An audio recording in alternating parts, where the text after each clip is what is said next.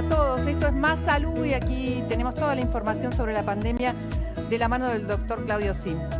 Gracias, Mariana. Buenos días, gracias a todos, compañeros, muchas gracias. Feliz Día del Trabajador para todos, para los que trabajan, los que trabajaron y los que trabajajarán, para decir todos nosotros. Sí, para los que en este momento quizás no están tan bien de trabajo, también les mandamos un gran abrazo. Que seguramente pronto consigan. Solo un comentario acerca de los controles de temperatura, como para responder a la gente de la mesa que está en este momento preparándose para ir, para dejar el estudio. No sirven para nada. Absolutamente, no entiendo. A ver, si alguien tiene 37,2, ¿qué hacen? ¿Le pegan un martillazo en la cabeza? ¿Lo llevan a internar a terapia intensiva? ¿Se dan cuenta que las medidas que toman son difíciles de argumentar? Simplemente eso quiero dejar dicho. Porque esto es amontonar autos, disculpen el término, pero amontonar autos en un lugar, y molestar a la gente, gestionar molestias permanentemente y complicarnos la vida.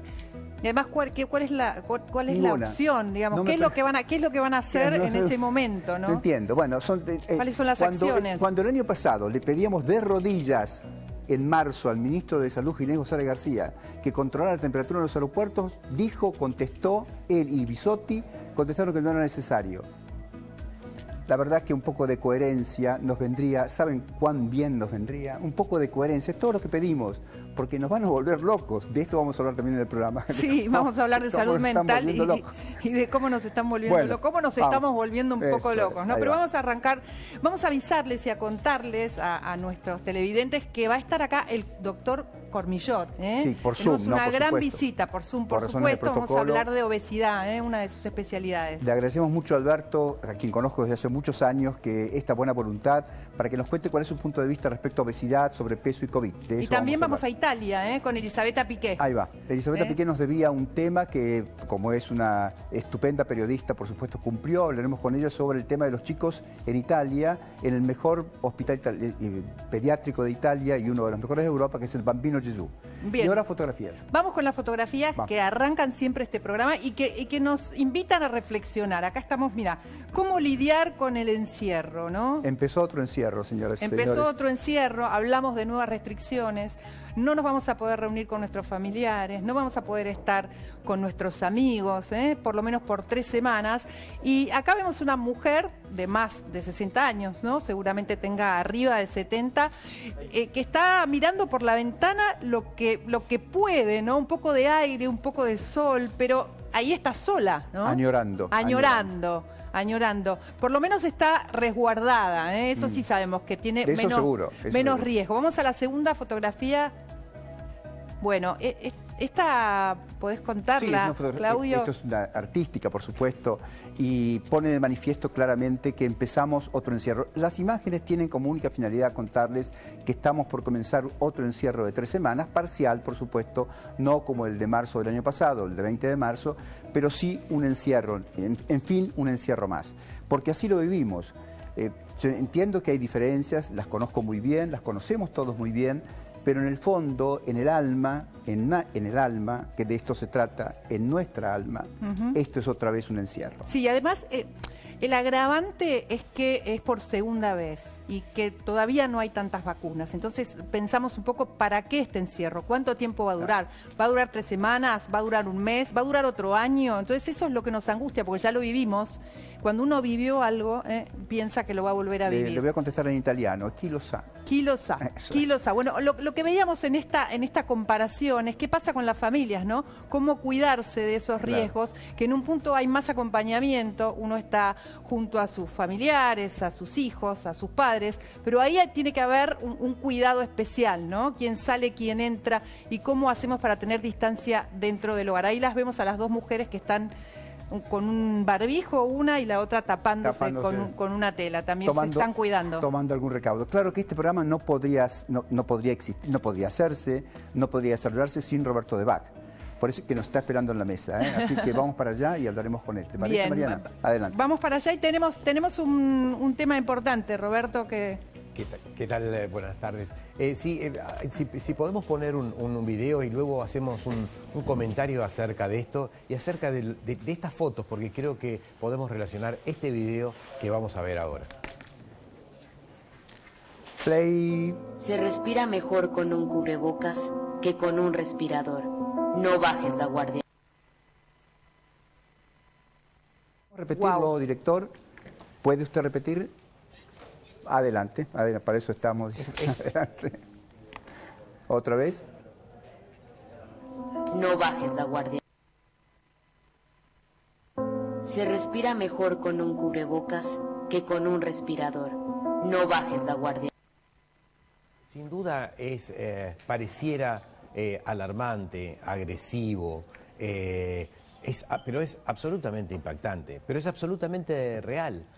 Hoy conocemos que el cubreboca y nariz evita la infección, y si se evita la infección, se evita la probabilidad de una complicación como entrar en un respirador o fallecer por la infección. Así que la verdad que quisimos mostrarlo porque creemos que las medidas de distanciamiento son muy impactantes en la reducción de la enfermedad. Y si Mariana me permitís y Claudio, acerca de esas dos imágenes y de las restricciones. Mariana, en un momento hablaste, pero las vacunas, esto, y hace unos días tomé un momento reflexivo acerca de que lo que pasa en el mundo, en la historia del mundo de las vacunas, y siempre las frases internacionales, el Centro de Control de Enfermedades de Estados Unidos que decía, las vacunas salvan vidas, las vacunas trabajan y salvan vidas. Y esto es muy común en el mundo, pero ahora creo que va a haber otra frase que es, las vacunas dan libertad. Porque claro, las vacunas dan libertad porque nos pasa que muchos pacientes, muchos pacientes o muchas personas de la comunidad judía están viajando a Israel para encontrarse con familiares, pero también toman la oportunidad de vacunarse, o algunos que van a Estados Unidos.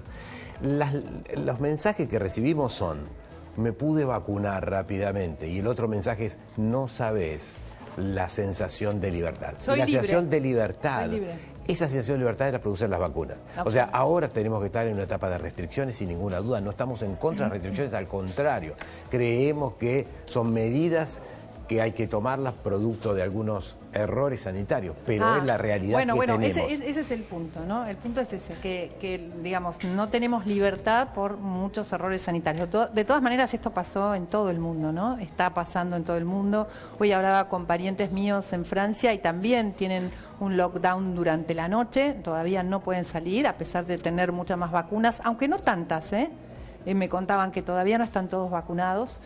Y el tema de la libertad es fundamental. A mí, yo acepto todas las restricciones, pero hay algo que me resulta inaceptable. Bueno. Hay una que me resulta inaceptable, que tiene que ver con las reuniones en tu propio domicilio familiares. Eso está prohibido. Yo estoy convencido que cada uno de nosotros tiene algo que reprochar. Esto está claro. Algún día, si quieren, vamos a hacer un programa de reproches y van a ver ustedes que todos tenemos cosas para reclamar y para reprochar y con las cuales no estamos de acuerdo. Pero esto tiene, antes de pasar a Santiago Neme, esto tiene, para mi gusto, una sola explicación. No han comunicado bien las cosas, porque si no, todos estaríamos convencidos de cómo hacerlas.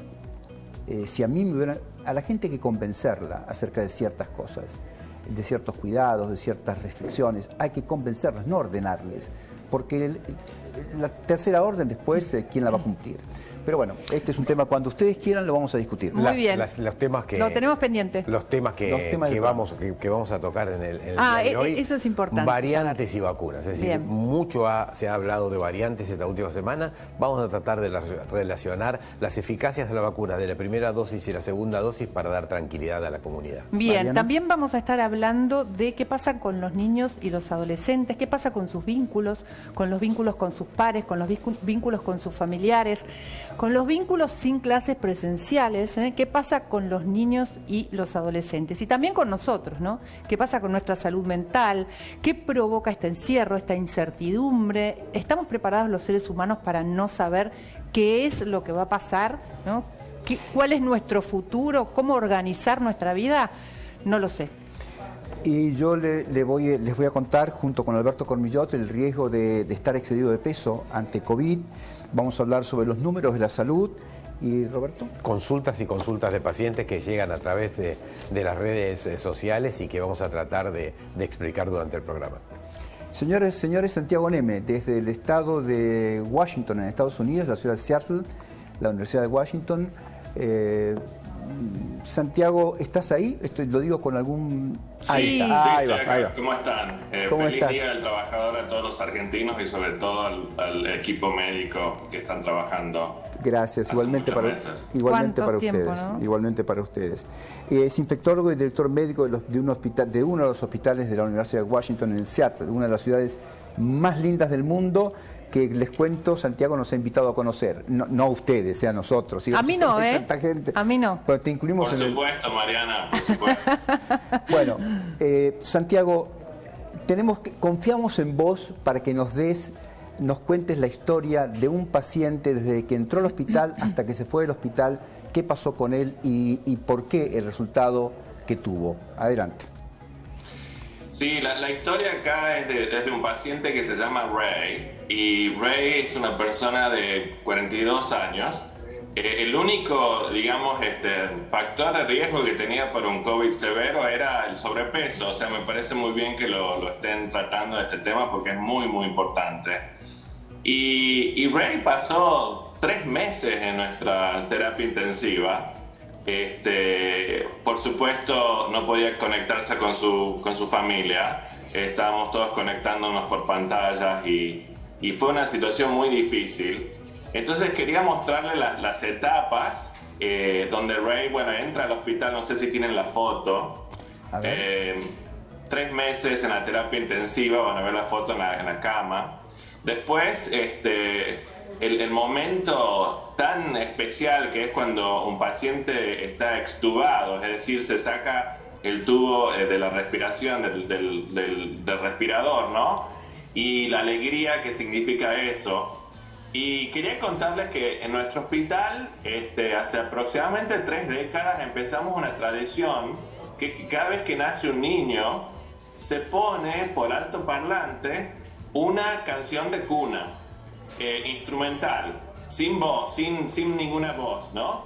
Entonces lo interesante es que uno está viendo pacientes y escucha la canción de cuna y es como que te da una alegría, una cosa de bueno, están haciendo en todo un el bebé. hospital, en todo el hospital. Todo el hospital, y a un sonido donde uno lo escucha, pero no supera, digamos, no interfiere con la actividad médica, ¿no? Dame un segundo, Santiago. Quiero explicar a la gente que estamos invadidos por el vivo, porque una de nuestras obligaciones como canal de noticias es mostrarles qué está ocurriendo en los atascos en la capital federal y en la Panamericana, si mal no veo. Eso estamos viendo, Eso sí. Así Eso que esto, perdón, Mariana. No, por favor. Esto nos limita en cuanto a poner fotografías, pero le voy a pedir al señor director si puede poner esas 3 fotografías del paciente que mencionaba recién Santiago en mi lugar, como para que la gente pueda ver un poco también de qué estamos hablando. Si no, parece que Santiago está describiendo el tránsito. Claro. No hay problema, entiendo es la realidad, es la verdad, la realidad. Por eso no hemos mostrado las fotografías todavía. Pero bueno, entonces quedamos esa tradición de poner esa canción es vieja, digamos, con el tema del nacimiento. Pero lo que pasó es que estamos viendo que después de tener un paciente 3 meses en respirador artificial, ¿no? Al extubarlo, es un momento tan especial y queríamos celebrarlo. Y por eso es que empezamos, en lugar de poner la canción de cuna, empezamos con otra canción para esos eventos. Y la canción tiene que ver, es una canción de The Beatles, y es una canción que se llama Aquí viene el sol, ¿no? Acá viene la luz, claro, ¿no? Imaginen un paciente que está en una cama, muchas veces está pronado, es decir, está dado vuelta, y tiene totalmente desorientación con lo que es el día, la noche, el sol y la oscuridad, ¿no? ¿Por cuánto tiempo, Santiago, tiene esa desorientación un paciente? Y bueno, en realidad el paciente está sedado totalmente durante ese momento y después cuando sale puede tener problemas de desorientación porque algunos de los medicamentos todavía siguen en uno. Uh-huh. Entonces esta persona, Ray, se levantó, se despertó y estaba un poco confundido por algunos días, pero después al reconectarse con su familia y todo, es como que volvió a... Pero depende, Mariana, depende porque depende del paciente, depende de la edad. Por suerte, él lo único que tenía era el sobrepeso y no tenía ningún otro problema neurológico, ni cardíaco, ni diabetes, etc. Pero bueno, estuvo 3 meses en la terapia intensiva con un respirador. Entonces pensamos, ¿por qué no celebramos esto y no solamente en la habitación de esta persona, sino con el hospital? Entonces empezamos, cada vez que extubamos una persona poníamos esa canción. De vuelta, no muy fuerte, pero que todo, entonces estabas viendo a otros pacientes y podías escuchar eso. Y te daba una sensación muy emocionante de que, bueno, sí, es una manera de unirse todo el hospital, ¿no? En un segundo, tanto en un nacimiento como en una recuperación, en dos hechos positivos, cuando están todos los médicos a lo mejor tratando de salvar vidas. Exacto, y celebrar ahí está la foto, está la foto del paciente. Sobre todo ahí ven al paciente en la terapia intensiva, ahí está con uno de nuestros enfermeros. Los enfermeros, digamos, pasan horas y horas con estos pacientes. La cantidad de chequeos y cosas, estuve hace poco correspondiendo con una enfermera de Buenos Aires, Flor, y la cantidad de chequeos y cosas que le hacemos a estos pacientes son iguales en todo el mundo. Y la verdad que es un trabajo impresionante y que traumatiza a las personas, pero también hay momentos muy alegres y que hay que celebrarlos. Por eso ponemos esa canción. Buenas tardes, Santiago. Si me permiten, a lo mejor hago una infidencia, pero quisiera decir por qué está contando esto Santiago. Santiago cuenta que cuando un paciente se extuba y empieza a dar sus primeras palabras en una terapia intensiva, un hospital ya sabe que cuando se escucha una música muy determinada, se sabe que ese paciente salió del respirador.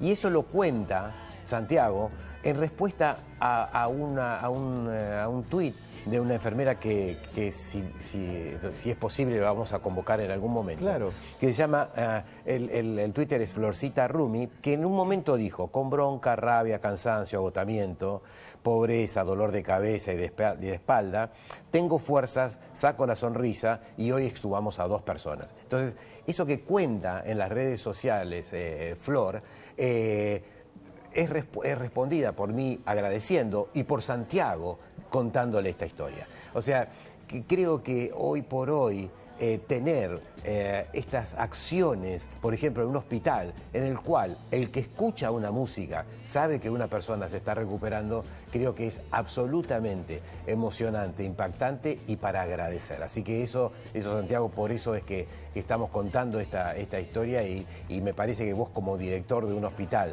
que hayan tomado esa decisión y que una comunidad entera hospitalaria sienta en el sonido de esa canción la recuperación de un paciente, creo que cuenta totalmente la historia. ¿Podemos escuchar la música o tenemos alguna limitación? No. ¿Podemos escuchar la música que mencionaba recién?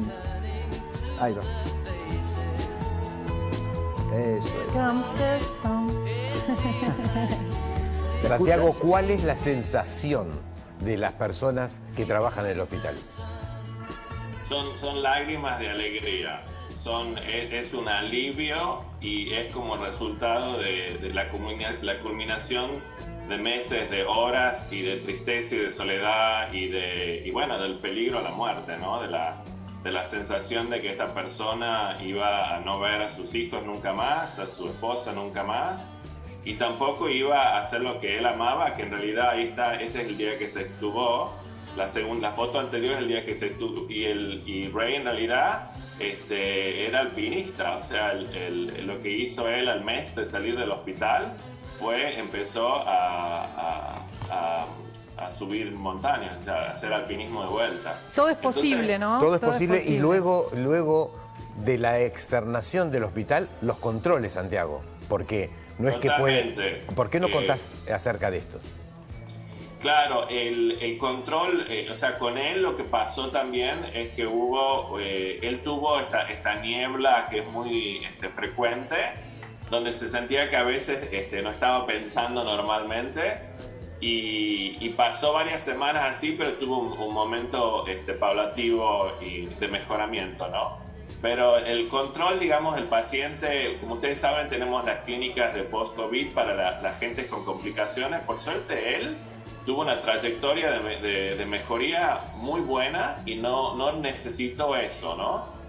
No necesitó ir a esa clínica, pero sí tuvo algunos chequeos que tenían que ver con su función renal sus riñones, porque durante la terapia intensiva hubo un pequeño problema con su función renal, y también en un momento donde él tenía un shock, digamos, la presión arterial bajó, también había un problemita con el corazón que es muy común, pero después se resolvió esto cuando él salió de la parte aguda.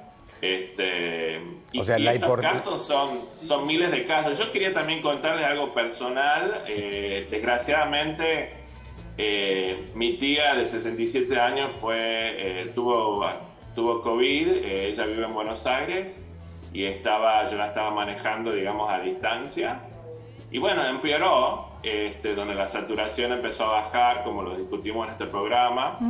Y tuvo que ir a un hospital de la ciudad de Buenos Aires, fue al hospital alemán, donde la atendieron excepcionalmente todos los médicos y los enfermeros, así que quería agradecerles.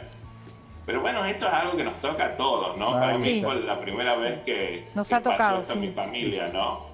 Pero todos tenemos estos casos en nuestra familia, estos casos en nuestros pacientes, y hay mucha gente que ha muerto. Uno ve, yo tengo tantos amigos acá de origen indio que tienen familiares en India ahora que están muertos, claro. ¿No? Personas de 40 años, es horrible lo que está pasando en India, por ejemplo. Pero con gran cantidad de personas que se recuperan, como la historia que acabas de contar.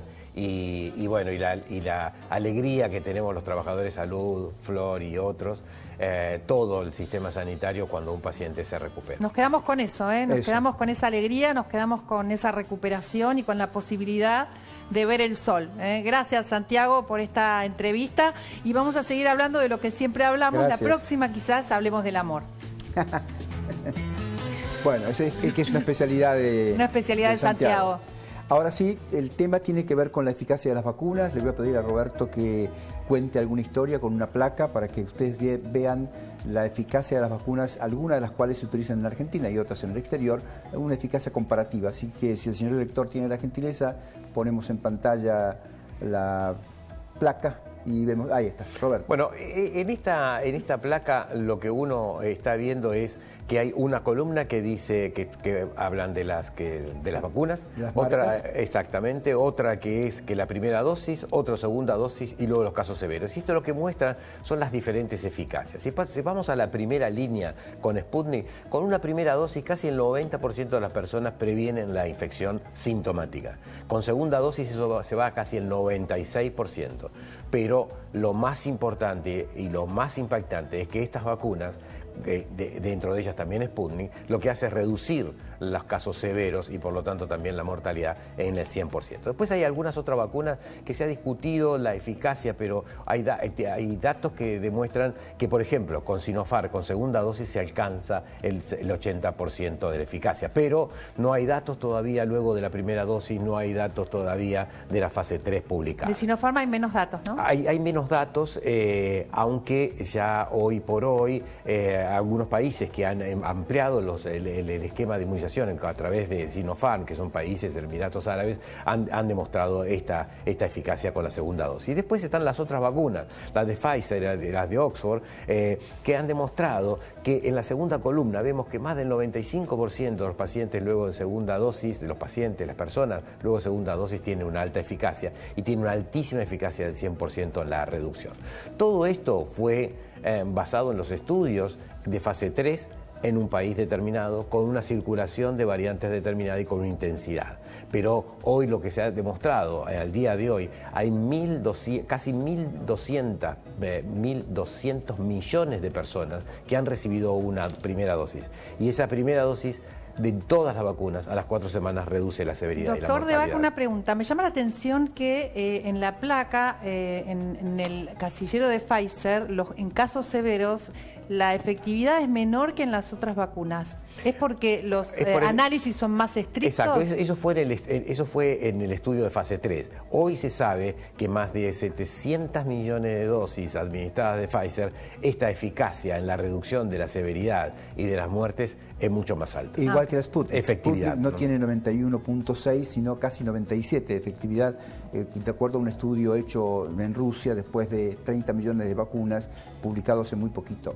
Pero vamos al tema de variantes. Bueno, las variantes de esta semana hubo mucha información a través del Proyecto País. Ahora seguramente vamos a mostrar una de las placas en el cual habla de que el 29 de abril el Proyecto País es este grupo de biólogos y científicos argentinos que conjuntamente con el Instituto Malbrán hacen lo que se llama la genómica, es decir, el estudio genómico de las variantes. Ha demostrado que esto se ha incrementado. Lo va a mostrar Claudio en unas placas, pero hay 3 variantes que son las variantes de circulación, 2 de preocupación. Una es la variante de Reino Unido en la Argentina, en el AMBA y en toda la Argentina. Otra es la variante de Manaos y una tercera variante que aparece ahora incrementándose, que es la variante andina.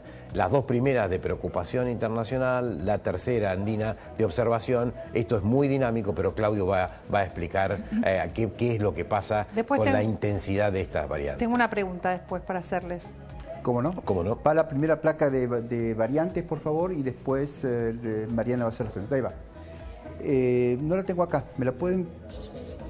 Cámbienla acá, por favor, si son tan amables. Ahí va, perfecto. Bueno, ahí va, gracias. La fui a buscar, la placa, y yo me la traje para acá. No, por Dios, filminas ni hablar, son placas estas. A ver, lo que hicimos fue comparar dos informes diferentes del Proyecto País. Esto es Proyecto País, del 4 de abril y del 29 de abril. El 29 de abril es la portada que ustedes vieron recién en pantalla. Variante del Reino Unido, siempre Ciudad de Buenos Aires, por favor, Ciudad de Buenos Aires. Variante del Reino Unido, en el 4 de abril, 15.5% de circulación comunitaria. 29 de abril, 27%. Fíjense cómo aumentó la circulación de la variante B117, que es una variante que, como siempre se dijo, tiene entre 60 y 70% más de difusibilidad que la variante original, que la variante Wuhan. La variante Manaos, P1, esa tan temida variante que genera reinfecciones, pasó el 4 de abril en Ciudad de Buenos Aires del 12% al 31.3% el 29 de abril.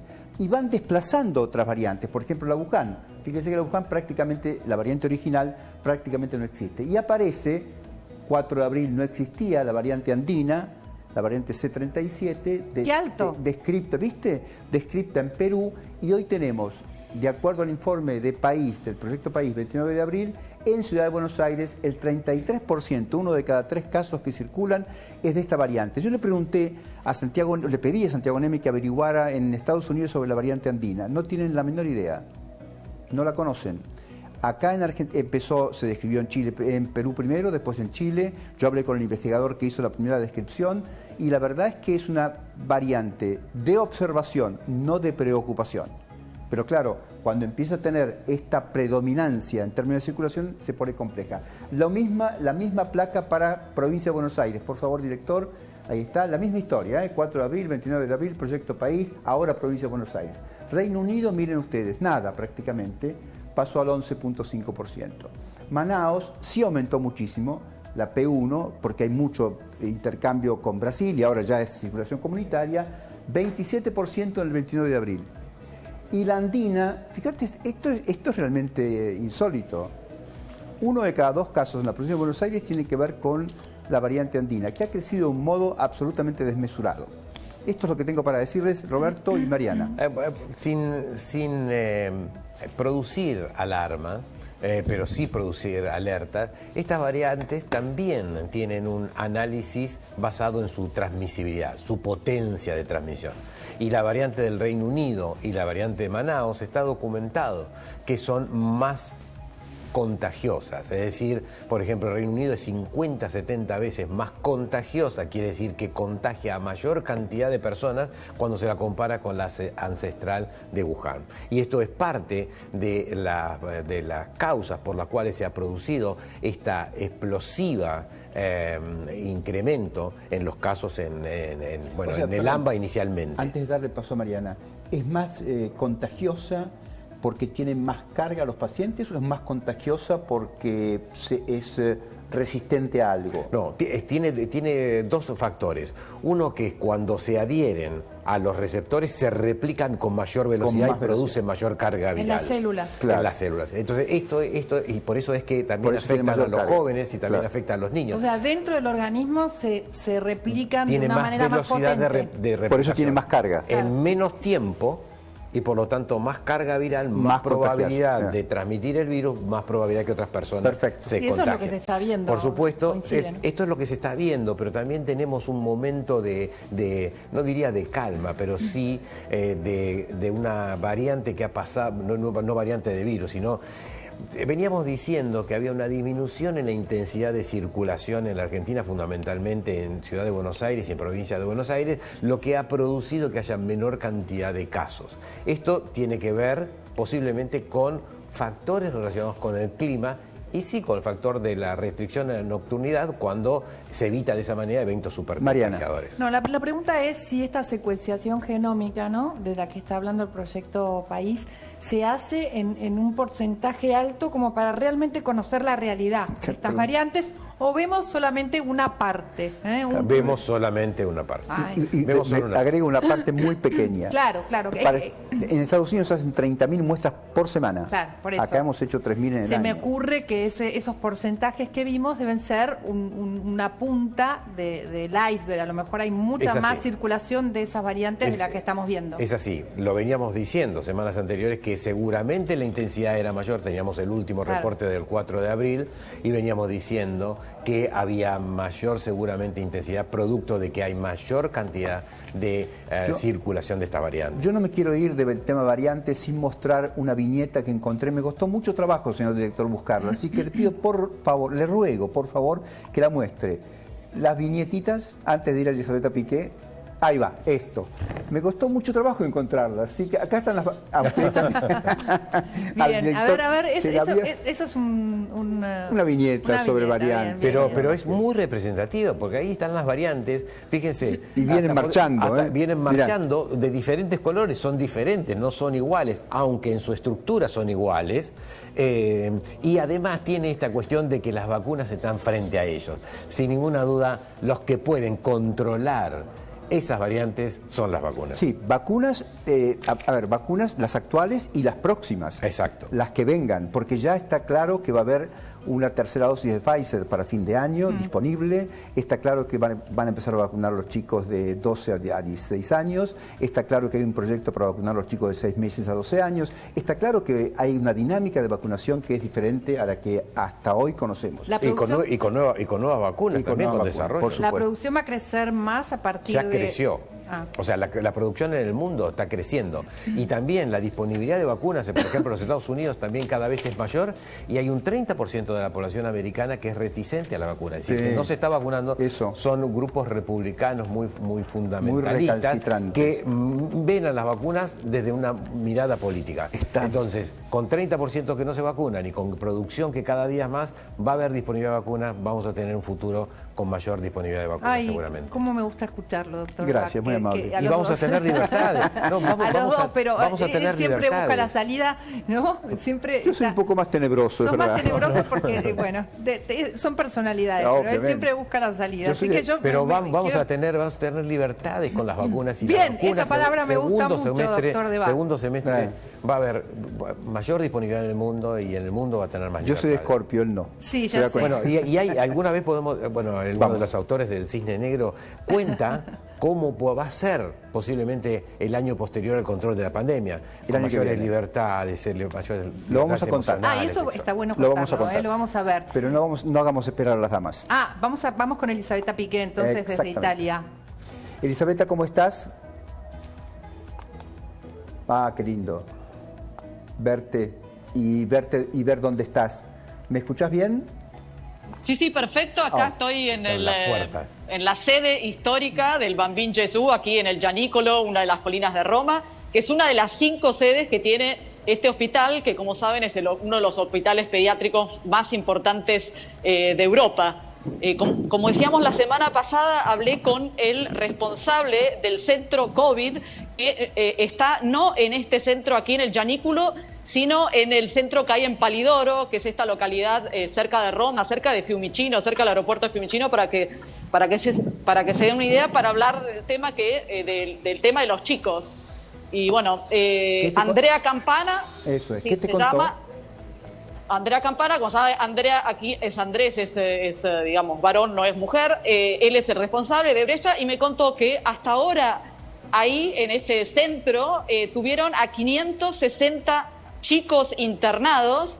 De estos, el 75% menores de 10 años. De estos, solamente 20 llegaron a estar en terapia intensiva. Lo que él me explicó es que por los estudios, por el análisis de los datos que ellos hicieron hasta ahora, básicamente 1 de cada 3 chicos llega a estar internado, que lo más común es que, digamos, la sintomatología sea muy leve, es decir, son pocos los casos graves de los chicos que se enferman de coronavirus, y por supuesto están siempre más bajo riesgo los que tienen otras comorbilidades, es decir, chicos obesos, chicos que tienen otras pacientes oncológicos, chicos también con enfermedades respiratorias crónicas.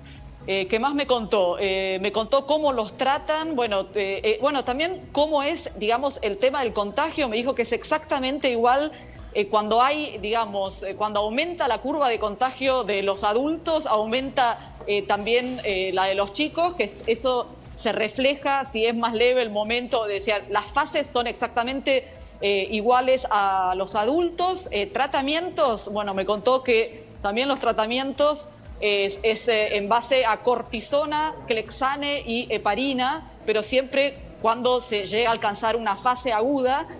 Como decíamos, la mayoría de los chicos finalmente se curan a domicilio con paracetamol, es decir, lo clásico. Y después, ¿qué más me contó? Para los chicos para esas categorías de chicos bajo riesgo, es decir, que tienen enfermedades, que son obesos, etcétera, para nivel preventivo se utilizan terapias monoclonales. Por supuesto, estas terapias se hacen justamente preventivamente y los chicos de sus domicilios van cada tanto al hospital. Elisabetta, ¿qué más también? Sí. Perdón. Está claro que, la terapia con monoclonales tiene un costo altísimo que seguramente países como Italia pueden tener acceso y disponibilidad. Acá en Argentina es más complicado. Ahora, la pregunta que te quiero hacer es, ¿en algún momento con Andrea Campana o con quien corresponda, ¿tuviste la percepción que el funcionamiento de las escuelas está vinculado con el aumento de casos, o estos casos ocurrieron porque es el porcentaje de casos que ocurre en todo el mundo con esta pandemia? Sí, no, justamente le pregunté, según, digamos, todos estos casos que tuvieron ellos, por supuesto, desde el principio de la pandemia, en febrero o marzo del año pasado, hasta ahora, ¿dónde los chicos se habían contagiado? Eso. Y él me dijo muy, pero categóricamente, que la mayor parte de los chicos se contagia en el núcleo familiar. Claro, en el núcleo familiar, es decir, el chico que tiene la madre que trabaja como cajera en un supermercado, digamos, que está, más a riesgo de contagiarse porque está en contacto con otra gente, y en la mayoría de los casos eran los padres que habían contagiado a los chicos y no viceversa, y que casos en la escuela poquísimos, digamos. Roberto. Buenas tardes. Solo un comentario. Me causa absolutamente emoción ver al hospital. Creo la puerta de entrada a la puerta de entrada del hospital, a mi entender y creo que Elisabetta puede comentarlo también, es uno de los grandes hospitales de Europa, por no decir que es el más grande de los hospitales y el que mejor rendimiento en diagnósticos y tratamientos en la edad pediátrica. Así que para mí me causa emoción, y me causa emoción también lo que seguramente ella está viendo adelante de ella, esa vista desde ahí a la colina italiana, desde la colina, que creo que es absolutamente emocionante. Ahí está Garibaldi, Anita Garibaldi y compañía. Está enterrada Anita Garibaldi ahí. Beta, te tengo que pedir un favor, porque, mira, yo en el Bambino Gesù, en otra de las sedes, estuve presenciando un trasplante de flora intestinal para el tratamiento de la obesidad infantil. Me gustaría que nos cuentes desde el Bambino Gesù cualquier otra alternativa que pueda ser eficaz para el tratamiento de la obesidad infantil, porque es un tema que vamos a tocar el sábado que viene y yo creo que vale la pena tener alguna información pertinente, si estás disponible, por supuesto, para ver cómo se hace en ese lugar tan prestigioso, que tiene convenios con el Garrahan, quiero recordarles esto. Si es posible, te lo vamos a agradecer eternamente. Veremos qué podemos hacer entonces. Gracias. Elisabetta, te mando un beso grande. Seguir disfrutando de Roma por todos nosotros. Y nada, gracias, simplemente gracias. Gracias a ustedes. Muy completo el informe. Bien, gracias, hasta luego. Adiós. Vamos a ir a las consultas de la gente. ¿Qué les parece? Me dejó llorando esto. Es tan lindo ese lugar. Se ve una Roma tan linda, tan linda. Sí. Aparte no es un hospital de Italia, ¿no? Es un hospital del Vaticano. Es un hospital, este es un buen punto, es un hospital de la Iglesia. El director de ese hospital es Papa Francisco. Sí, el director del hospital es el Papa Francisco. Como tantos hospitales, yo me operé en un hospital del Vaticano en Roma, en el Gemelli. ¿Son mejores? No, son muy buenos. No son mejores, son muy buenos. Ese es el hospital, ese es el mejor hospital por los rendimientos en calidad de atención pediátrica de Europa. Me operé en el hospital donde me operé en Roma porque quería estar internado en el piso donde se internan los papas y lo logré. Así ¿lo lograste? Sí, claro, pues era senador. ¿Cómo es ese piso? Contanos. Después te cuento. Muy bien. Adelante. Muy bien. Vamos a ir a las consultas. Vamos a ir a las consultas de la gente que estuvimos recibiendo. Bueno, nos dice Lorena Wilder: hola, los miro. Siempre quería saber si una persona vacunada puede contagiarse y transmitir el COVID. Muchísimas gracias por la respuesta. Sí, las vacunas no son 100% eficaces, razón por la cual existe la probabilidad que una persona vacunada, luego de la primera dosis con mayor probabilidad y luego de la segunda dosis con menor probabilidad de contagiarse. Y si contagia también transmite la infección. O sea, una persona vacunada puede contagiarse y solo si se contagia puede transmitir. Puede no enfermarse y transmitirla. No tener síntomas. Puede no tener síntomas y transmitir la infección. Es menos probable, pero generalmente las personas, por más que estén vacunadas y se reciben una carga viral determinada, pueden hacer la infección porque no son 100% para evitar la enfermedad sintomática. Y si me permitís, Claudio y Mariana, acerca de esto de las personas vacunadas, hace muy pocos días aparece un nuevo trabajo que demuestra lo que ya otros trabajos, inclusive del año pasado, brasileros e internacionales, demuestran que si uno se vacuna con vacuna antigripal, tiene menos probabilidad de tener COVID y menos probabilidad de tener complicaciones por COVID y menos probabilidad de tener complicaciones fatales por COVID. Esto que parece... Con vacuna antigripal. Con vacuna antigripal. Es decir, esto fue estudiado ahora en los Estados Unidos y hace muy pocos días fue publicado. Sobre 27.000 pacientes, la mitad habían recibido vacuna antigripal y la otra mitad no habían recibido vacuna antigripal. Los que recibieron vacuna antigripal tuvieron 24% menos probabilidad de tener infección y complicaciones. De COVID. De COVID. Es un montón. Y esto se basa en dos teorías. Una, que aquel que se vacuna es persona que más se cuida, que más cumple con su distanciamiento, pero no se pudo documentar. Pero sí hay una segunda variable, que las vacunas antigripales producen una inmunomodulación que se llama inmunidad innata para otros, inclusive virus respiratorios, y posiblemente también con un efecto entre antiinflamatorio por la inmunomodulación y protector. Esto no quiere decir que las vacunas antigripales, si yo me vacuno con la vacuna antigripal, no voy a tener COVID. Lo que quiero decir, tengo menos riesgo, razón por la cual estamos en el momento del Programa Nacional de Inmunizaciones, vacúnense con vacuna antigripal. Me contás, por supuesto, y por favor, ¿qué tiempo tengo que esperar entre una vacuna y otra? Perfecto. Eso también quería preguntarle. Adelante. Hay muchas consultas acerca de eso, pero en este momento les quiero contar que en estos tiempos en donde no alcanza con lo conocido, llegó nanoasepsis, la evolución en alcohol en gel. Nanoasepsis está desarrollado con nanotecnología de avanzada. Contiene iones de plata que otorgan mayor protección a tus manos por muchas más horas. Gracias a la aloe vera logramos un cuidado extra para tu piel. Nanoasepsis, con tecnología nanotech.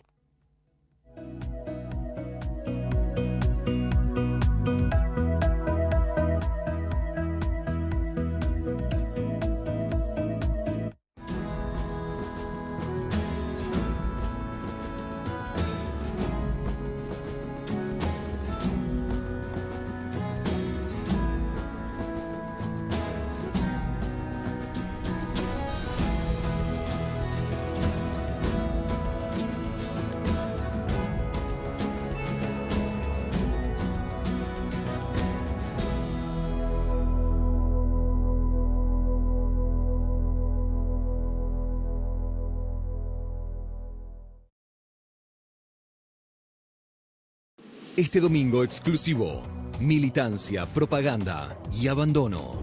Te contamos cuál es el organismo que en el medio de la pandemia no se ocupa de sus afiliados y utiliza el dinero para compras irrisorias. Además, en vivo, Alfonso Pratgay y Jorge Fernández Díaz. La Cornisa, domingo 20:30 horas, en La Nación Más. ¿Mancha de frutos rojos? Agregá un poco de Vanish y mirá, su fórmula con oxígeno activo remueve las manchas más difíciles. Además, recupera 5 tonos más blancos desde la primera lavada. ¡Es brillante! Recupera el blanco que te encanta con Vanish. Sábado 15 horas. Management 2030. La nueva generación. José del Río debate la transformación digital en un mundo que se redefine. Sábado 15 horas. En La Nación Más. Aliados de tu Cocina presenta Dulce de Leche La Serenísima. Un dulce de leche que por su sabor y calidad hace que tus postres y tortas sean únicos y se vean irresistibles. Dulce de Leche La Serenísima. El aliado de tu cocina.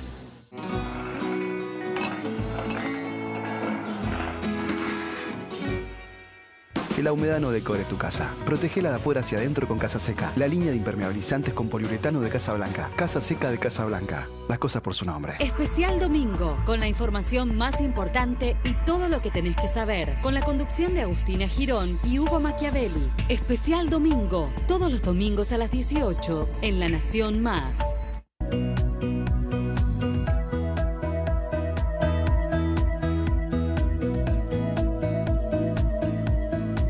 Bueno, hablábamos hoy de los niños, de los adolescentes, de cuáles son los síntomas a los que hay que estar atentos, qué es lo que está pasando con sus vínculos, ¿no? Y para eso convocamos a Ángela Anacab de la Sociedad Argentina de Pediatría. Ella es especialista en adolescencia. ¿Qué tal, Ángela? ¿Cómo estás? Buenos días. Buenos días, ¿cómo están? ¿Cómo va todo por ahí? Gracias por estar ahí. Gracias a ustedes por la invitación y por permitir a la Sociedad Argentina de Pediatría el espacio. Muchísimas gracias. Buenas tardes, Ángela. La verdad que es un gusto que nos damos todos los sábados tener a profesionales de la Sociedad Argentina de Pediatría, es la voz de la Sociedad Argentina de Pediatría. Y en esto de los vínculos entre los niños y las distancias que hay entre ellos y las escuelas y sus contactos físicos, ¿nos podés ayudar a entender o a ver qué es lo que ocurre en ellos? Bueno, nosotros lo que tenemos que pensar es que los chicos y las chicas están en una etapa de continuo desarrollo. O sea que es un cerebro en desarrollo desde el nacimiento hasta la adolescencia. Y esta situación de incertidumbre impacta sobre su sistema nervioso central, sobre sus emociones y sobre la manera de vincularse con la situación y con las personas que los rodean. Entonces, los chicos en estas etapas están con todas sus capacidades abiertas, tratando desde el punto de vista cognitivo y sobre todo afectivo. Entonces, ¿qué es lo que pasó en esta época tan compleja para todos?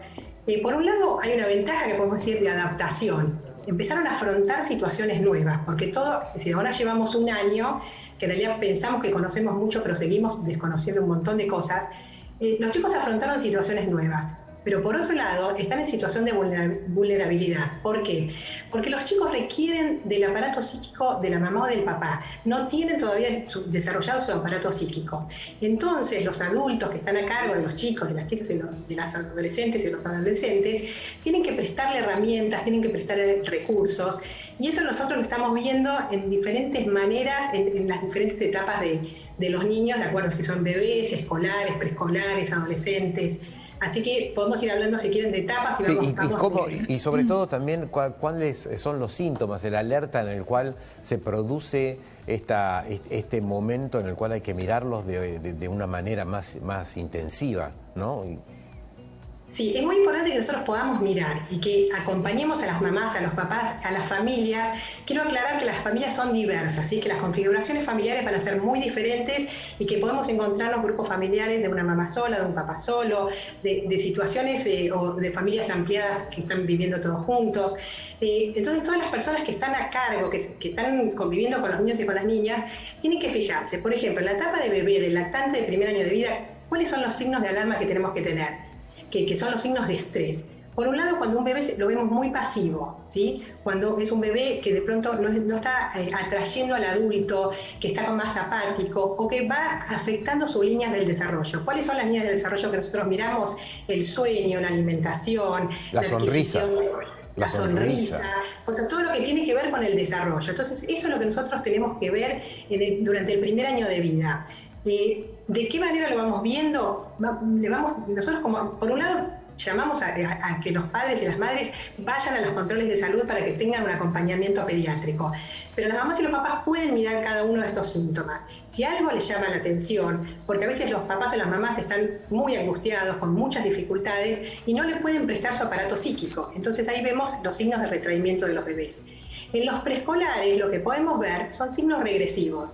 Recordemos que nuestro cerebro va y viene. Nosotros podemos ir por las líneas del desarrollo, de pronto podemos adquirir alguna pauta y ante alguna situación que nos estresa a un niño de 1 o 2 años, puede volver para atrás, ¿sí? Entonces pueden volver a lo que nosotros llamamos angustia de separación, de requerir todo el tiempo a la mamá o al papá, de llorar más seguido, si controlaba esfínter, volver hacia atrás y volver hacia atrás, si dormía toda la noche, tener interrupciones de sueño, estar más irritable, tener más berrinches, más conductas de pronto agresivas, pero eso tiene que ver, los chicos muestran con el cuerpo y se comunican a través de sus expresiones.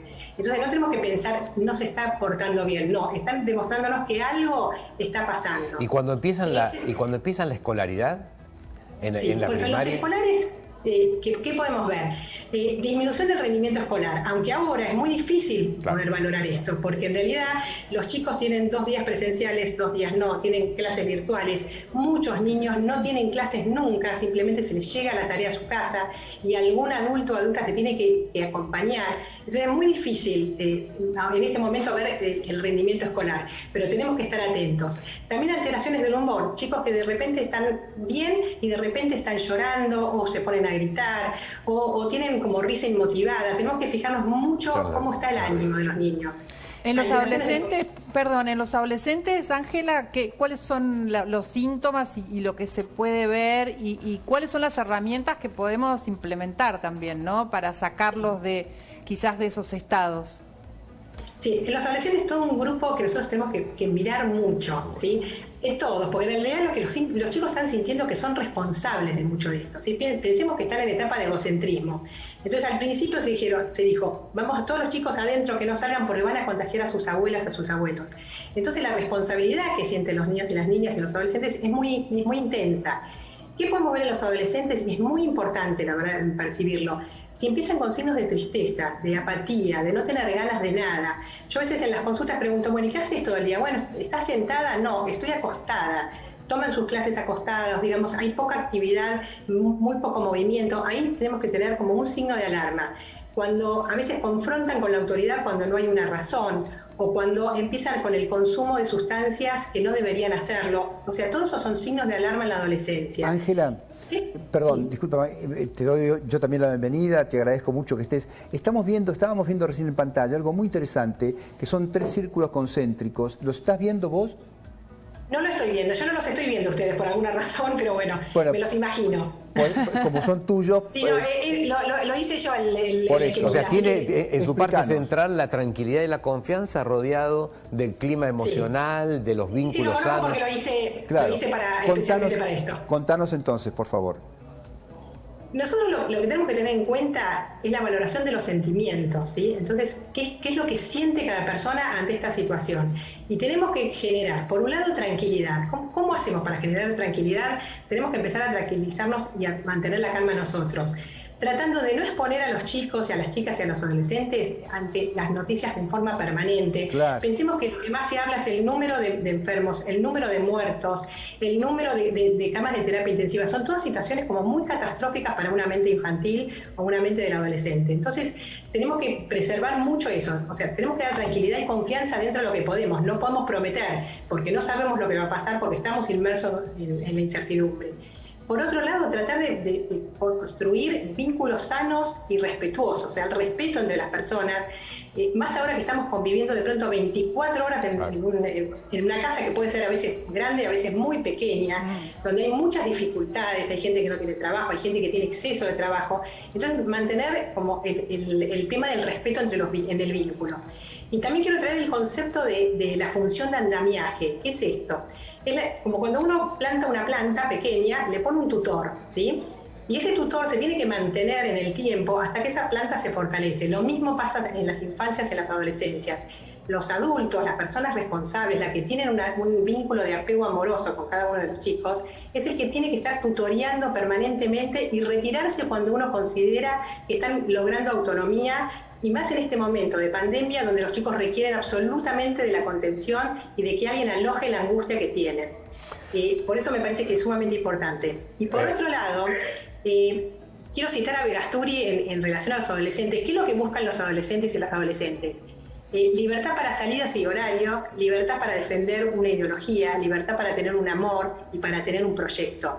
Y realmente este último año todo esto estuvo muy coartado. Entonces nosotros tenemos que promover esperanza pensando que va a haber proyectos a futuro, que tenemos que pensar en el futuro, es decir, vivir el presente lo más acolchonado posible para tener un futuro que sea grato para todos. Poder soñar, Ángela, ¿no? Empezar a soñar de nuevo, que es lo que tenemos un poco coartado en este último tiempo. Gracias por habernos atendido, fue un gusto escucharte.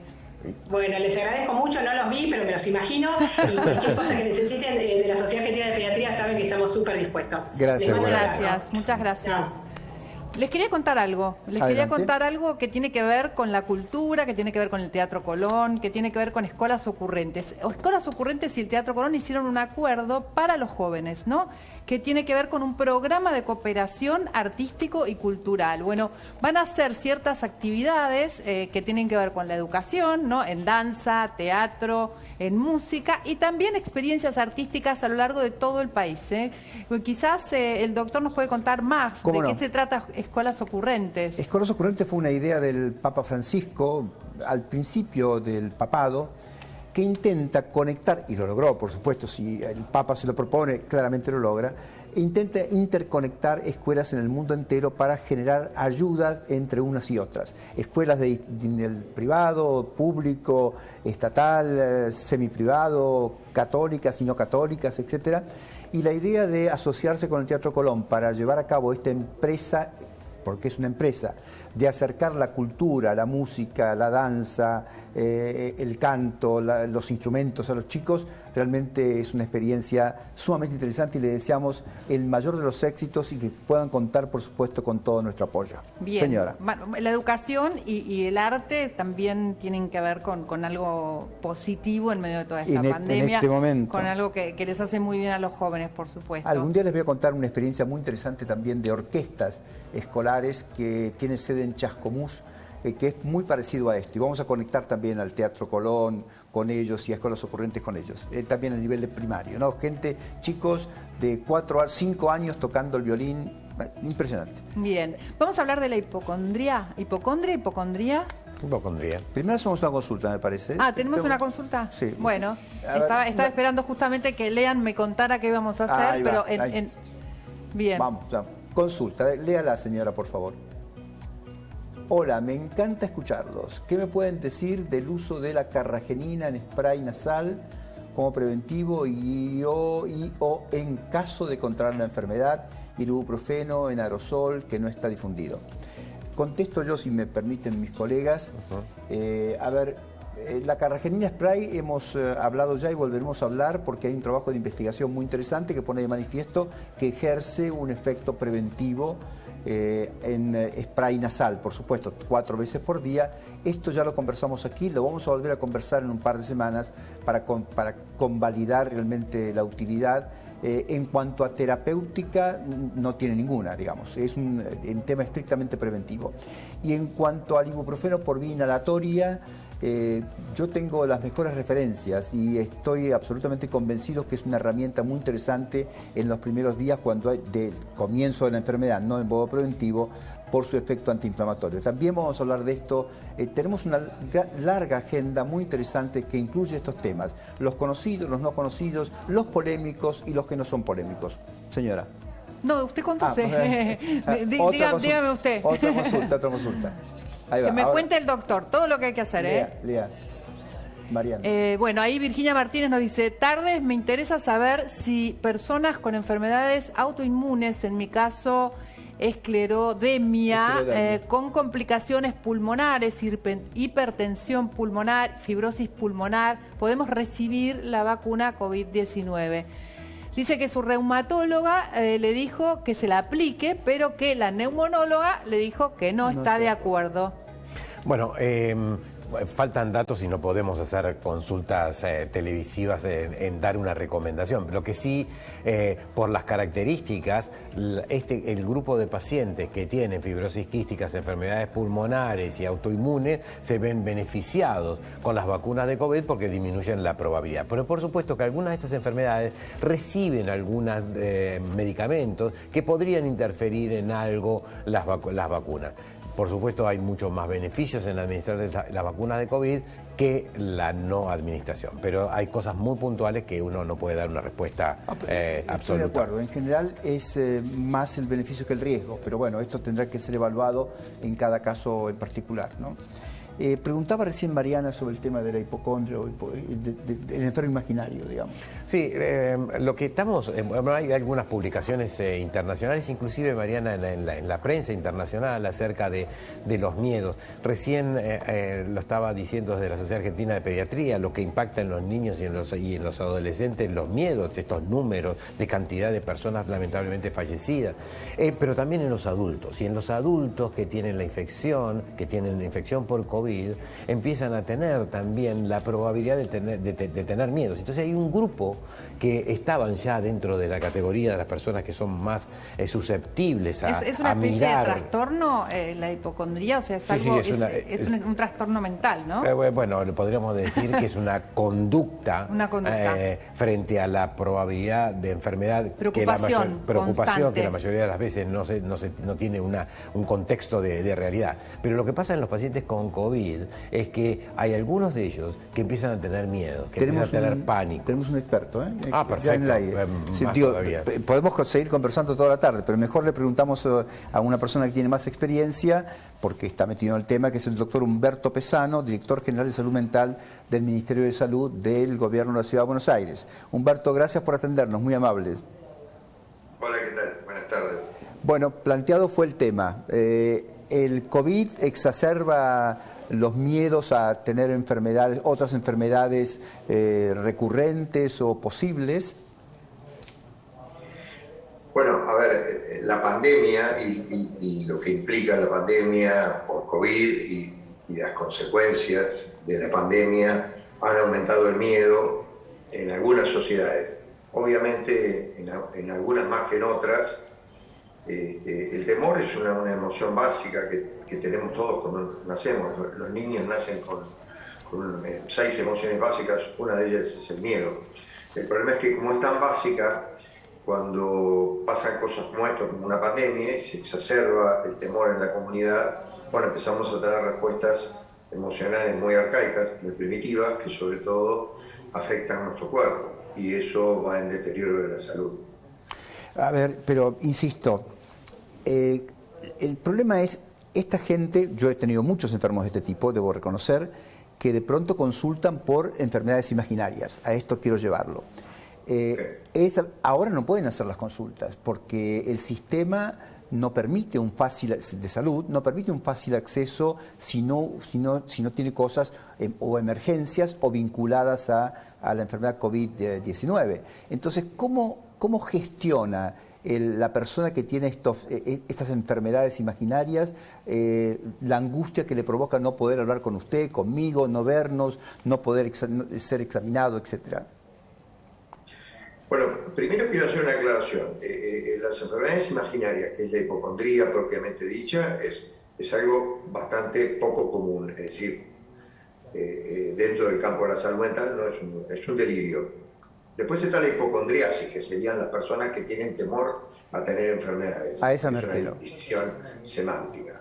Bien, la hipocondriasis está exacerbada en este contexto. ¿Qué se hace? A ver, yo voy a responder desde el lugar que ocupo del gobierno en la ciudad en el área de salud mental. Nosotros hemos armado durante el contexto de pandemia un dispositivo que se llama Salud Mental Responde, con lo cual la gente puede hacer una consulta telefónica, se puede hacer un seguimiento de hasta 3 consultas en este dispositivo, y después, si evidentemente esta persona requiere de una asistencia mayor, se hacen derivaciones protegidas o asistidas. Llevamos en el año, digamos, de abril 13.000 consultas espontáneas. Y si ustedes me preguntan cuál es el motivo de consulta más importante, la ansiedad y el temor. ¿Cómo puede incidir, doctor? ¿Qué tal, Humberto? Habla Mariana Arias. Hola, Mariana. Lo saludo. ¿Cómo puede incidir esa ansiedad y esa imaginación de una enfermedad en un diagnóstico real, digamos, o en la conversación o en el tratamiento con el médico? ¿Puede ser perjudicial? Bueno, siempre la exacerbación de un temor, y en este caso el temor a tener enfermedades en forma imaginaria, es uno de los desafíos más grandes para un médico, tratar de discriminar cuánto hay de verdad y cuánto hay de sobreactuación o exageración o inclusive imaginación. Imagínense que en un contexto de atención a través de telesalud, telemedicina o telesalud mental en el caso mío, es mucho más complejo aún, porque hemos perdido la posibilidad de contacto presencial, o perdido no del todo, pero sí dificultado. Seguro. ¿Y hay herramientas para mejorar esa condición?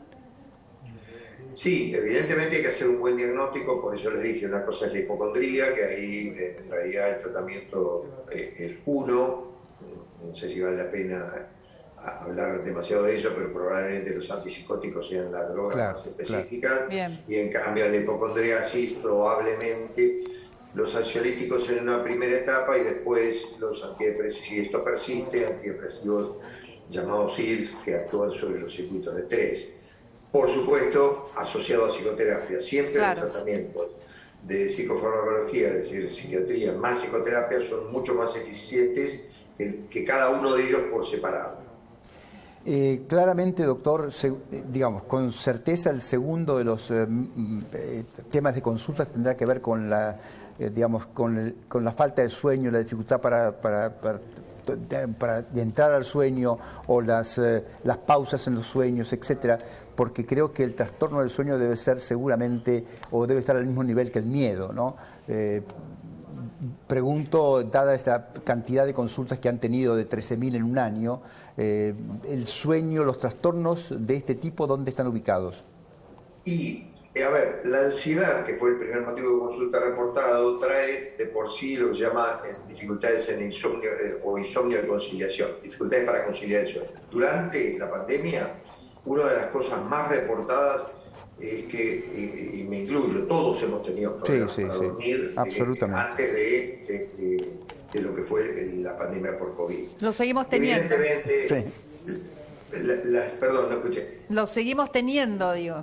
Claro, bueno, las noticias que infunden temor, que 20 millones de datos con respecto a las cifras, las muertes, las cámaras ocupadas de UTI, etcétera, han aumentado el temor, y el temor, bueno, es un circuito muy primitivo. Cuando alguien está asustado es imposible que descanse en paz, porque está preparado para huir, o para atacar, o para defenderse. Entonces, son circuitos muy arcaicos que evidentemente alteran el sueño, por lo cual el sueño se ha visto alterado en la gran parte de la población. Los que tuvieron COVID, me incluyo, yo tuve 2 veces COVID, lamentablemente. 2 veces. 2 veces, y la última fue fea, estuve internado 15 días. Bueno, obviamente uno no duerme, tiene miedo a morir. Claro. Es un estrés postraumático, eso sin duda alguna. Obviamente, genera estrés, eso está dentro de los trastornos de ansiedad, y el estrés postraumático es una patología complicada que evidentemente interfiere el sueño. Ahora, ¿qué le podemos decir a la gente, a la comunidad? Bueno, que eviten las pantallas a la noche, que eviten tomar café, que tengan una vida saludable y no beban en exceso a la noche, que no tomen infusiones como café, mate en exceso a la noche. Actividad que física, ¿no? Ejercicio a la noche y que lo hagan durante el día. Es decir, hay una serie de premisas que se pueden tener en cuenta para mejorar los hábitos y eso, sacar teléfonos de las habitaciones, que no estén todo el tiempo llegando noticias, etcétera. Bueno, eso mejora la calidad del sueño. Humberto, muchas gracias, muy amable. Le mando un fuerte abrazo y ojalá pueda conciliar el sueño. Usted también. Gracias, igualmente. Gracias, igualmente. Gracias. Bueno, hizo una devolución. Humberto hizo una devolución. Un buen consejo Muchas para gracias. todos, ¿no? Poder conciliar el sueño. ¿Vamos a un corte, director, o qué tenemos que...? Ahora me acuerdo. Después del corte, el doctor Cormillot, nuestro gran amigo Alberto Cormillot, vamos a hablar sobre el exceso de peso, los riesgos que eso implica y, por supuesto, cómo comer de manera saludable en estos momentos tan complicados. Corte.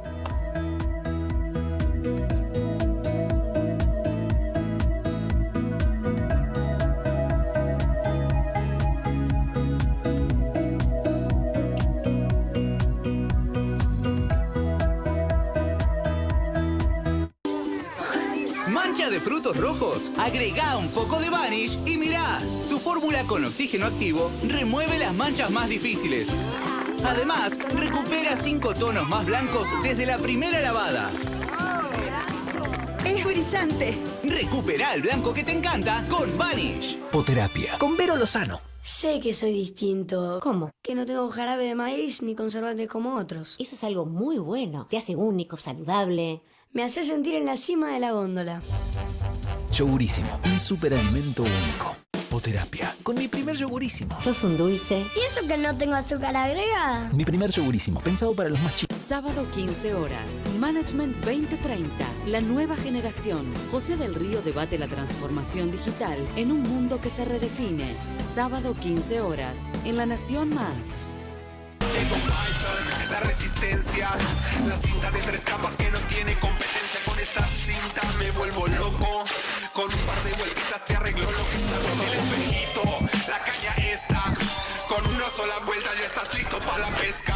Con Python lo emparchamos, sujetamos y reforzamos. Bienvenidos a la Resistencia. Aliados de tu Cocina presenta Dulce de Leche La Serenísima. Un dulce de leche que por su sabor y calidad hace que tus postres y tortas sean únicos y se vean irresistibles. Dulce de Leche La Serenísima, el aliado de tu cocina.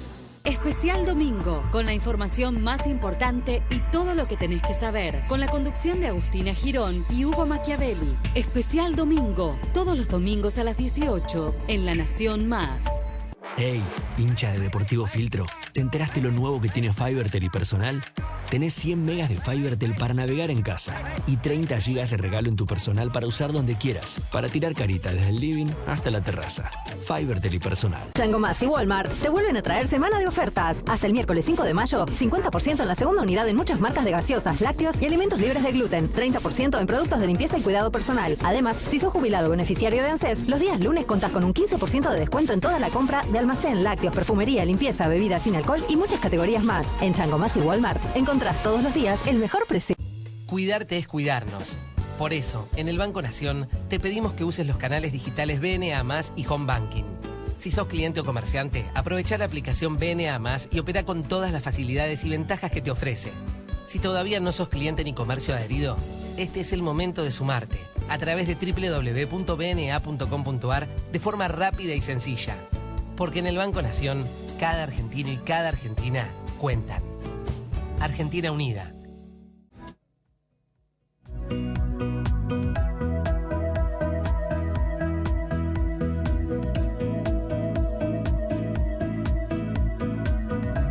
Gracias por esperarnos, son ustedes muy amables. Alberto Cormillot, estás en el aire. ¿Cómo te va, Alberto? Hola, Claudio, buen día, ¿cómo estás? ¿Cómo estás, Alberto? Buenas tardes, ¿todo bien? Buenas tardes, muy bien. Bueno, me alegro mucho. Gracias por acompañarnos, gracias por estar con nosotros y por ser tan generoso. Alberto, la pregunta que se hace mucha gente es, bueno, yo tengo exceso de peso. ¿Esto aumenta mi riesgo de tener complicaciones con COVID? Lo aumenta notablemente. Ya se sabía que lo aumentaba a partir... en medicina se utiliza el índice de masa corporal, que es una medida que da una relación entre el peso y la estatura, y que dice, bueno, hasta unos 30, 35 kilos. En realidad son 10 puntos por encima de lo que correspondería, pero como la gente no entiende tanto de índice de masa corporal, no tiene por qué, entonces hablamos de los kilos que le pueden sobrar. Entonces venía diciendo, por arriba de los 30, 35 kilos, esa persona está más en riesgo. Se publicó la semana pasada en el Lancet, una de las revistas que yo sé que vos mencionás mucho también, se publicó un trabajo que por arriba de los 8 o 10 kilos ya empieza a aumentar el riesgo de internación y el riesgo de complicaciones. Perdón, Alberto, y de ahí en adelante. Por encima de los 8 o 10 kilos de más. Por arriba de un índice de masa corporal de 27-28. Mirá. Apareció el Lancet la semana pasada. Sí. Realmente es fuerte, ¿no? Mucho. Porque va aumentando el porcentaje de posibilidades de internarse y de posibilidades de complicarse, ¿no? O sea, no es que tenés que tener mucho sobrepeso. Y la explicación es sencilla. Claro, el asunto del sobrepeso, hay una relación directa entre la cantidad de grasa que uno tiene en el cuerpo y las complicaciones que puede tener. Porque la grasa, a medida que va aumentando de peso, la grasa es como una gran glándula que produce hormonas. Esas hormonas están emparejadas las buenas con otras que son más o menos, cuando una persona está en su peso. Cuando la persona sube de peso, las sustancias buenas que produce la grasa, que son dos, se llaman leptina y adipoleptina, da lo mismo. Las buenas se anulan, o sea, empiezan a bajar. Y las malas, que son inflamatorias, aumentan. Y seguramente, cuando empezó el COVID, la gente se escuchó más, ahora ya no se escucha, la tormenta de citoquina. Claro, ¿Qué es la tormenta de citoquina? Viene la infección y la infección produce en el cuerpo produce una cantidad de moléculas que van y dañan todas las partes del cuerpo, producen inflamación, ¿no? En el caso de la persona con sobrepeso, ya esa persona tiene una inflamación crónica. Entonces, a la inflamación crónica que tiene, se le sube la inflamación aguda. Se suman. Alberto, entonces, una tormenta doble. Hola. Ay, ¿qué tal, Alberto? Un gusto saludarlo. O sea que la pandemia y las restricciones y todo lo que pasó el 2020 que hizo que las personas aumentaran de peso, también aumentaran su riesgo de tener complicaciones. También aumentó su riesgo. Por eso cuando uno va viendo en aquellos que hicieron más o menos un seguimiento de estadísticas, se ve que la gente que tiene más sobrepeso, lo que se sabe es que esa gente tiene más tendencia a infectarse. Si se infecta, la enfermedad dura más y además va más a terapia intensiva. Y de los que van más a terapia intensiva, también tienen un desenlace no bueno, más las personas con sobrepeso. No fue fácil hacer esta estadística, porque cuando vos entras a internarte, te piden la presión, te piden el azúcar, te piden todos los parámetros del laboratorio, pero a nadie se le ocurre pesarte. Claro. Doctor, O sea, no es una... doctor, ¿qué tal? Mariana Arias, los Hola, saludo. ¿qué tal, Mariana? ¿Cómo estás? ¿Cómo estás? Quería preguntarte cuáles son los hábitos que, si tengo sobrepeso en medio de este riesgo de pandemia, puedo adoptar para estar más cerca de tener un poco menos de riesgo, digamos, ¿no? El primer hábito, hay algunos hábitos que no tienen que ver con la comida, porque la gente piensa, bueno, ¿qué tengo que comer? Lo primero que tenés que hacer es tener una balanza, si te preocupa tu peso. Claro. Tener una balanza y empezar a pesarte. ¿Cuál es la frecuencia para pesarse?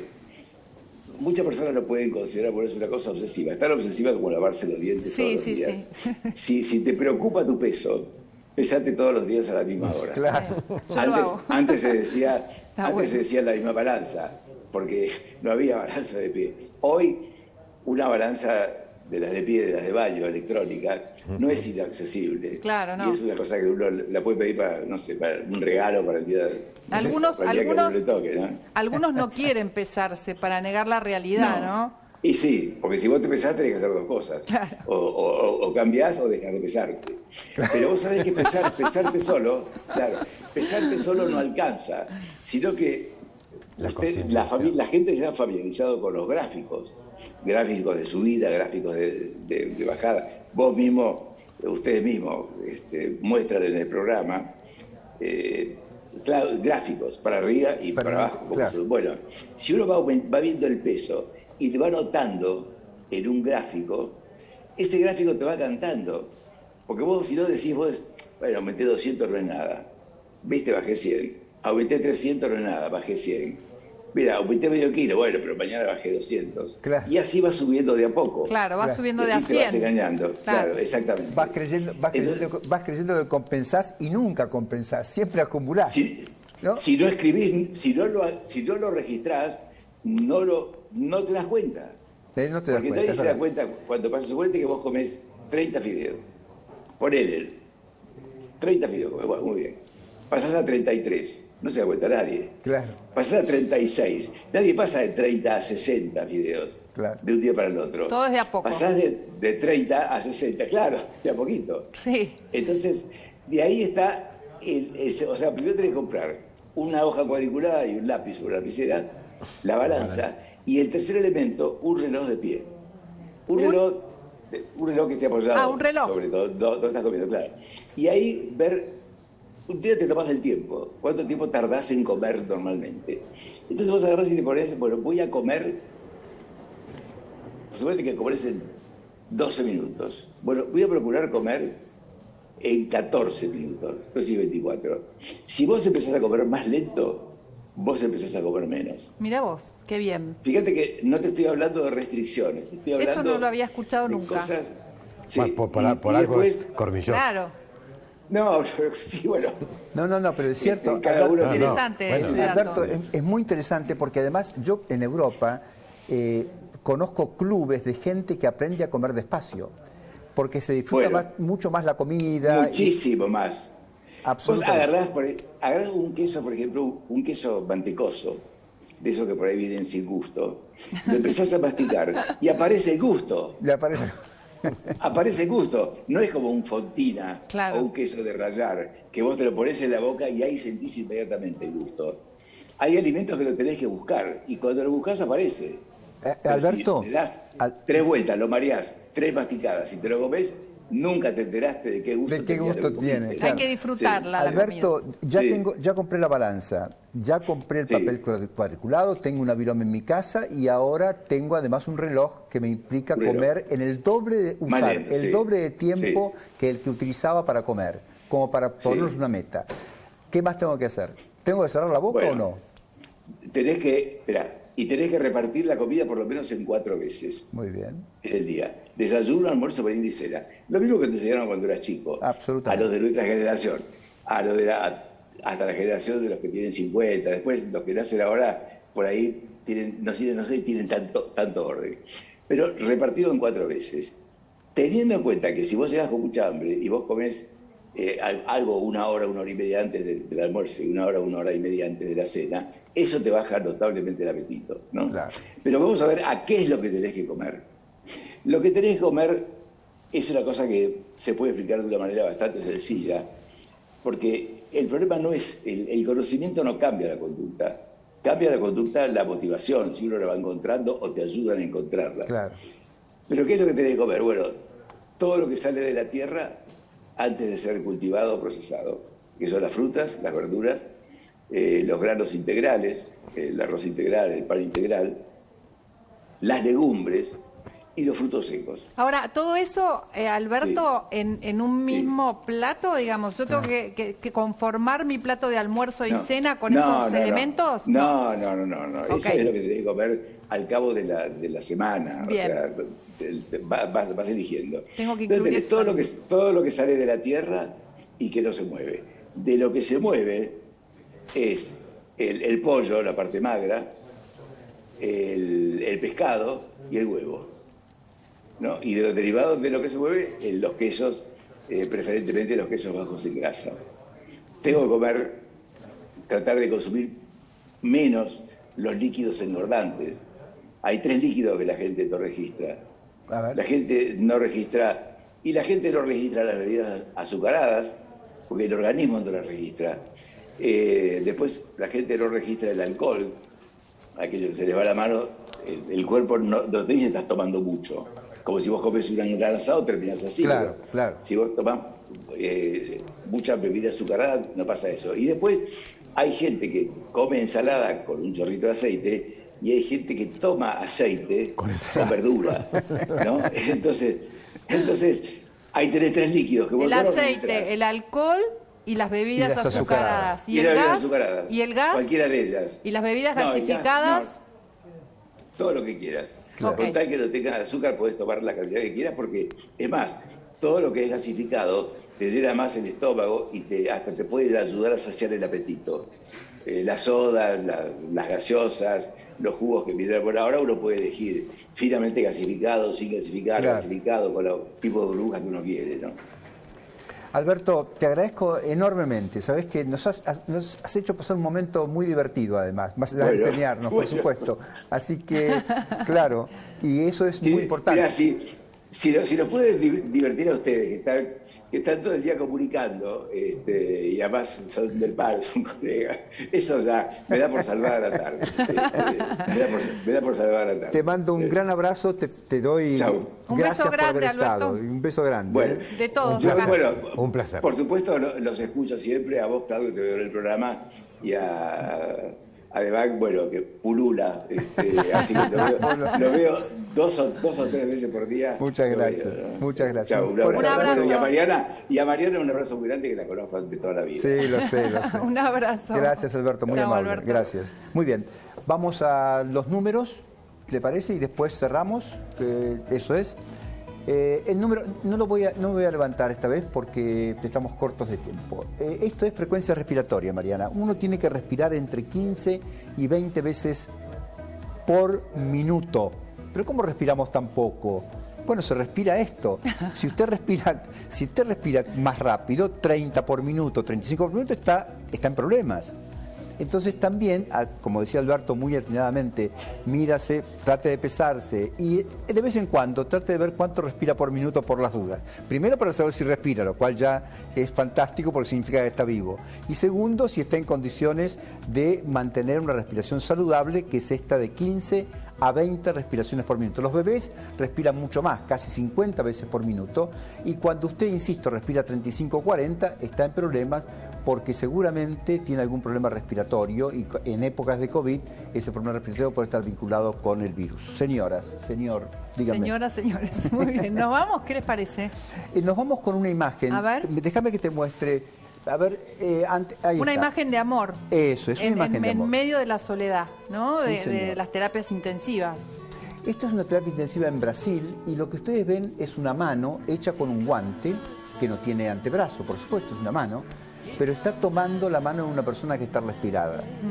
Es un guante relleno con agua tibia para que el señor, que está inconsciente, conectado a un respirador, perciba algo que alguien lo acompañe. Tibio, que lo acompañe. Me emociona, te digo sinceramente, porque debe ser muy duro estar en una terapia intensiva y no poder recibir esa mano de los familiares, ¿no? En medio de este COVID. Sin ninguna duda es protección y es amor. Protección para que esa mano no se lesione y amor para sentirse acompañado. Muy interesante esa foto. Terminamos con esto, ¿no? Porque ya está Clara Mariño preparada con su grupo. Pero terminamos con esto. Yo creo que lo que más vamos a añorar en esta historia de la pandemia por SARS-CoV-2, la pandemia de COVID-19, es la compañía. Y para aquellos que tenemos más años de lo que corresponde, el haber perdido tiempo y no haber tenido las compañías adecuadas en tiempo y forma, como con la frecuencia que las tuvimos, realmente es una historia que vamos a lamentar seguramente por mucho tiempo. Y vamos a valorar también. Y vamos a valorar de otra manera. Ese es el punto. Vamos a darnos cuenta de lo importantes que son. Sí, señora. ¿Quiere usted despedir el programa? doctor de Bach quería decir No, algo. solamente que bueno, va a venir tiempos mejores, que transitemos a través del cuidado y que van a venir tiempos mejores, sin ninguna duda. Muy bien, de Bach. Siempre con esa, el otro día me lo decía él por WhatsApp. Tranqui, que de esto ya va a salimos. pasar. Ya todo salimos, pasa. Todo pasa. Todo pasa. Y esto no lo dijo Grondona, No, es ancestral. Lo dijo el rey Salomón, así que es otra historia. Ahora sí, pase. Bien, muy bien. Ahí está Clara Mariño. ¿Qué tal, Clara? ¿Cómo estás? Muy bien. ¿Cómo estás, Mariana? Muy bien. Bueno, feliz día para todos los que están trabajando hoy. Y yo creo que con Rubén estábamos pensando un feliz día especial para todo el personal de salud y de seguridad en tiempos tan difíciles, ¿no? Absolutamente, esos son los que están bien ahí frente al campo de batalla, que no descansan, que no tienen tiempo libre y que tienen que hacerse cargo de las vidas de muchas personas que la necesitan. Yo le sumaría un feliz día también, está en otro nivel, pero a todos los que tienen que salir a trabajar todos los días y a los que no pueden salir a trabajar y no tienen apoyo. Sí.